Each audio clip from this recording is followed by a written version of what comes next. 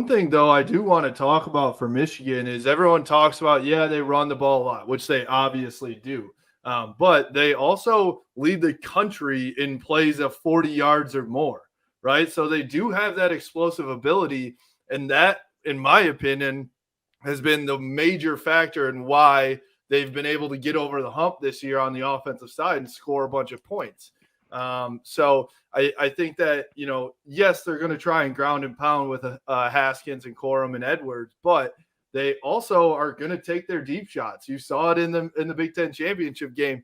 Gaddis wanted to come out firing, and they did. And so they've done it on the ground and on the and in the air too. So and the reason I bring that up is I think people have a misconception because everyone talks about Michigan's run game that they don't have that explosiveness.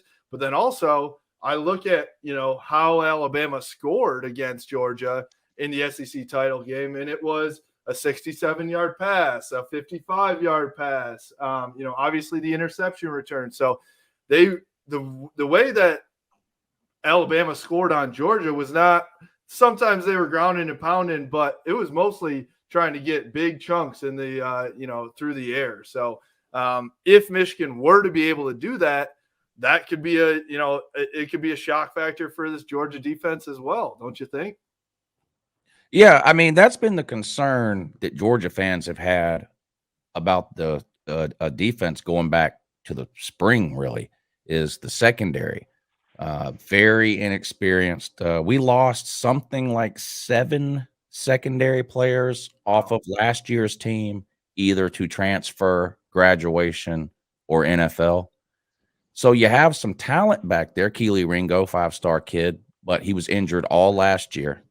So this year was his first year playing. You bring Darion Kendrick in from Clemson. He's done okay. Bring Tyke Smith in from West Virginia, number 1 rated returning safety in all of college football. He what has he played? 15 snaps this year, out for the year. Mm-hmm. Now a lot of these teams we were playing during the season, they tried to exploit that secondary or test it some, but the front 7 was so dominating in the majority of those games, teams had a hard time doing it. I mean, it's hard to run a 40-yard route when the quarterback doesn't have time to breathe, and Alabama figured it out. But we saw South Carolina hit some big plays on Georgia with that Josh Fan that they have. Tennessee obviously hit a couple of big ones on us. So that's been kind of not even a secret, really. Like, Georgia's secondary, can it hold up? And that's why for a long time, especially the last kind of half of the season, I thought Ohio State would be Georgia's biggest roadblock to a national title. They ran the ball great with Travion Henderson. Obviously, C.J. Stroud and all those wide receivers. I was like, this could be a problem here. If we ended up having to play them. Alabama wasn't looking great for a lot of the time during the season, and that was the concern. And it showed in that game against Alabama. They were able to hit Georgia on some big ones.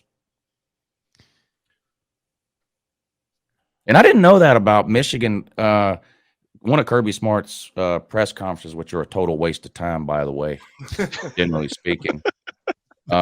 He mentioned that. So someone asked him about something about Michigan or something, and he mentioned that Michigan led the country in plays of 40 yards or more, whatever it was. And that kind of shows you how sometimes perception and reality don't really match up. I mean, I think people look at Michigan and they kind of in their mind, they look at them as a certain type of team. I don't even think we've said the words Hassan Haskins since the show started, but that's what people think, really.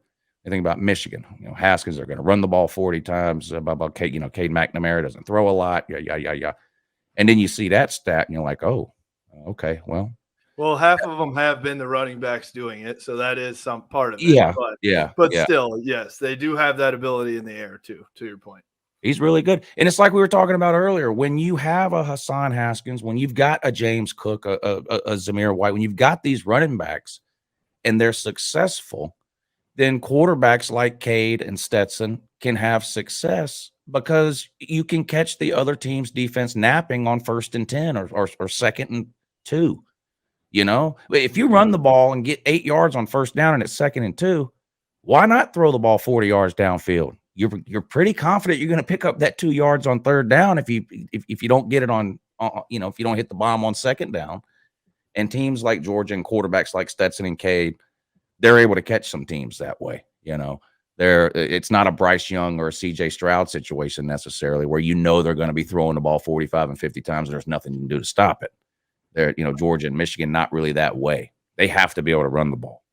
I wanted to ask you too. There was some talk, and I wanted to hear from your perspective. There's some talk after Georgia loses that game to Alabama. Well, their division isn't really that good. Maybe the teams that they beat up on all year aren't that good. Is this team really at that number 2, number 3 level? Is there any validity to that, or do you think it's that's just people overreacting to one game? Well, I mean, Georgia played some bad teams. I mean, there's no doubt about it. Vandy is horrible. South Carolina is horrible. But they played some okay teams. I mean, Auburn had a down year. They're not a terrible team. I mean, they almost beat Penn State on the road at night. Penn State, they almost beat Alabama. Georgia embarrassed them. Kentucky, Arkansas, Florida. I mean, these were all blowouts. And I hear that a lot, and then I turn around and see Ohio State man bragging about a miracle win over Nebraska. And, and I'm like, well, what do you want? What do you want Georgia to beat Arkansas by 6? Or do you want us to beat Arkansas 37-0? And they can't even cross midfield. I mean, what do you, if you play a bad team, all you can do is blow them out. Mm-hmm. So I don't put I don't put a lot. I don't put a lot into that. Well, their schedule wasn't that tough. That's why they lost to Alabama. No, I think Georgia's one of the best 4 teams. If you believe in the Football Power Index, which I don't, but I still have it right here, so that makes no sense, I know, but I just cited it just to kind of back up what I think of Georgia's schedule, which there are very, very few teams in the country that are beating teams that only have like 1 loss. So we hear this all the time. Who have they beaten? Who have they beaten? Who have they beaten? Well, if you're looking for the teams that have beaten teams like Alabama and Georgia and those teams don't exist because those teams aren't losing games. So you got to go to at least like a lot of 10-2 and 9-3 teams at best that are losing games. So Georgia was good enough. I tell you, Arkansas turned around after they got obliterated by Georgia. Obliterated. And if you've watched Arkansas football this year, they're a good football team. They beat Texas A&M. The next week after the Georgia game, they went and hung 51 on Ole Miss, and everybody thought Ole Miss had a terrible defense. It turned out this season they really didn't. They've gotten a lot better on defense. Tennessee was running up ridiculous yardage totals and point totals on everybody. They hit Georgia with a touchdown in the first drive. Then after that, forget it. Clemson, we can make fun of Clemson, say they're not Clemson anymore. Yeah, they had a 9-3 season. They're really not that good, but they knocked out Clemson. Clemson went 9-2 the rest of the way. Clemson's still a pretty talented team, and I'm going to guarantee that they're still one of really the 15 best teams in the country. So Kentucky's a 9-3 football team. They're good. Yeah, and then you talking about beating 1-loss team or whatever it is. Okay, how many 1-loss teams do you have to beat before you've played a good schedule and it's not you ain't played nobody? Because Cincinnati gets crapped on constantly. They beat Notre Dame by 2 touchdowns on the road in South Bend. And what's Notre Dame's record? 11-1. 11-1. That's a 1-loss team.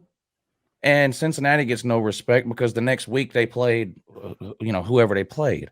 So how many do you have? Look, you can't play a 1-loss team every single week. In October, there aren't very many 1-loss teams left. Right. The other thing is, when you're ranked in the top 5, who can you play? Yeah. You don't get a lot of top 5 matchups in the regular season. I mean, you get every once in a while you get Michigan and Ohio State both really good at the same time. Georgia, Florida both really good at the same time. Auburn, Alabama both really good at the same time, whatever. But usually in October and November, you got a really good team playing a team with 3 or 4 losses. I mean, it's hard to win all your games. It's true. Exactly. It's true.